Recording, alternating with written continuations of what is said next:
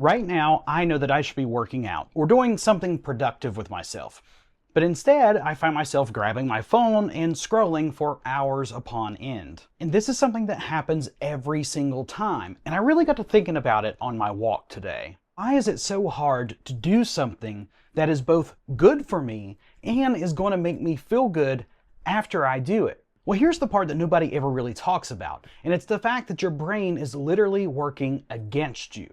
And it's not that you're lazy or that you just have a lack of discipline. There's actually 3 different psychological factors that are going into play, and once you understand those a little bit better, maybe you can start getting the upper hand on them. So today we're going to break down exactly what's going on in your brain and how you can outsmart those things so you can start doing the stuff that's really going to improve your life. Let me start by giving you an example of something in my own life. I personally love to read. So much so that my wife and I own a small independent bookstore. So I have a large supply of books that I need to get through. And my goal this year was to read at least 1 book a month. Now, the good thing is I'm steadily approaching that goal, but honestly, I could have done so much more. The issue is not actually getting into the book once I start reading, but it's just picking up the book in the first place instead of doing something else. And the thing is, my brain is always giving me excuses like, oh, you're too tired to read. You're only going to read a couple pages and then you're going to fall asleep. Or it'd be so much easier just to watch this short video. Or it'd be so much easier to do this or to do that,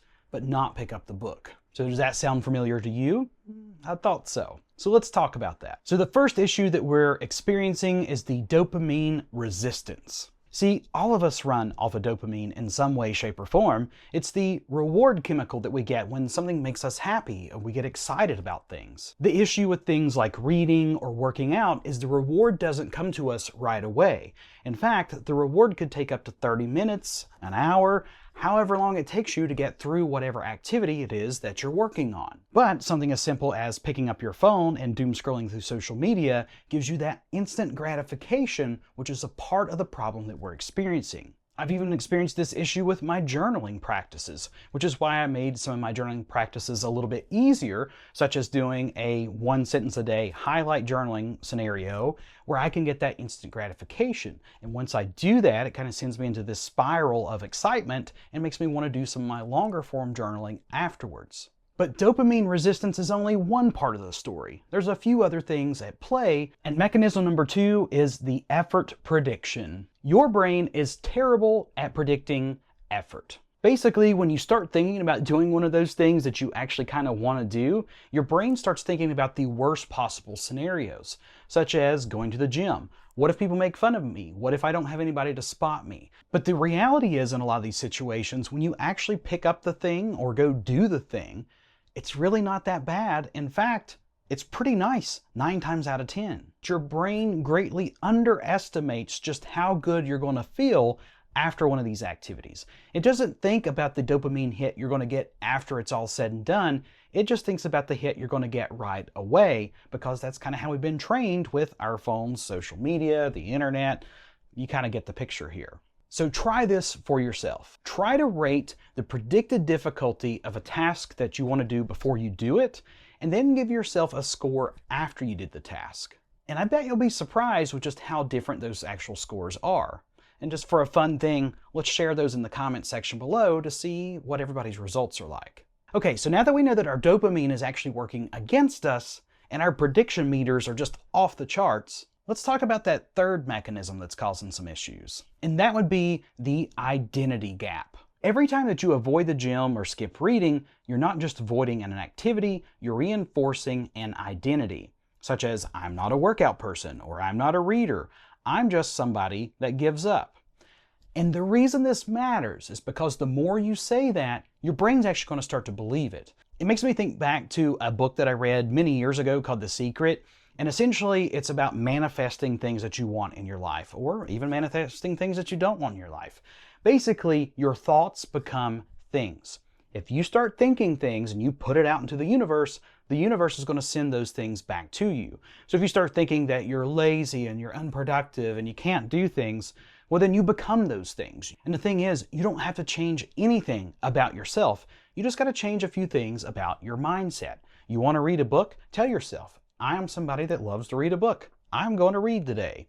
And just put things aside. One thing that has helped me a ton is taking these distractions like my phone, leaving it upstairs, and then when I'm downstairs with my book, it's a lot of effort to come all the way upstairs just to get my phone.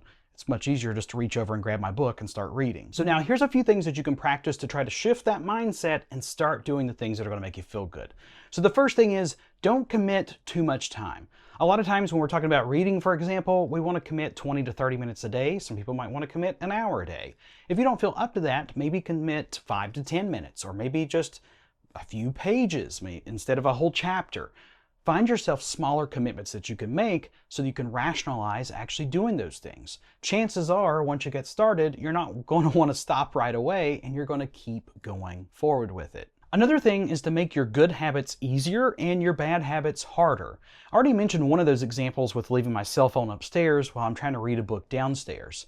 So think about different ways that you can take your bad habits or your mindsets and make those harder to achieve, and take your good things and make them easier to do, such as putting things into reach, maybe scheduling time on a calendar, or even having a friend help hold you accountable. Another tip is to do something called habit stacking. So this is basically where you just add one more little thing into your routine. So when you get up in the morning, chances are you probably brush your teeth, maybe you get a cup of coffee, you're like me and you have to take your dog out.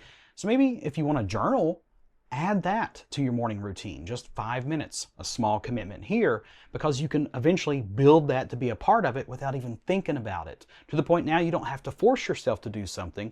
It's just become a part of the norm. And the last thing, and probably the most obvious, is to just change your language. Instead of manifesting the things that you don't want, change your mindset to say that I am very actionable, I enjoy doing things, I'm very excited right now. You may not actually mean those things when you say them out loud, but you would be surprised at how easy it is to fool your brain sometimes. And look, I'll be the first one to admit to you, I'm not perfect at any of the things I'm talking to you about. There are things that I practice every single day to try to make myself better. None of us are perfect, and none of us are ever going to be perfect. But the more that you can notice what's going on and make strides to making it better, that's really the only important thing here. So here's what I want you to do. A little bit of homework. Pick one of those good habits that you've been wanting to do more of and set aside 2 to 5 minutes. You know, different habits are going to require just a little bit different of time, but set aside 2 to 5 minutes, try that good habit, and try to spend at least a week. Tell me how you're doing in about 7 days. Come back to this video, comment, say, hey, I tried this. I tried it for 7 days, and guess what? Now I do it all the time. I'm doing it for way more than 2 to 5 minutes. I'm so excited because I did the thing. But I appreciate you so much for sticking around. No matter where you are on your journey right now, I wish you the best.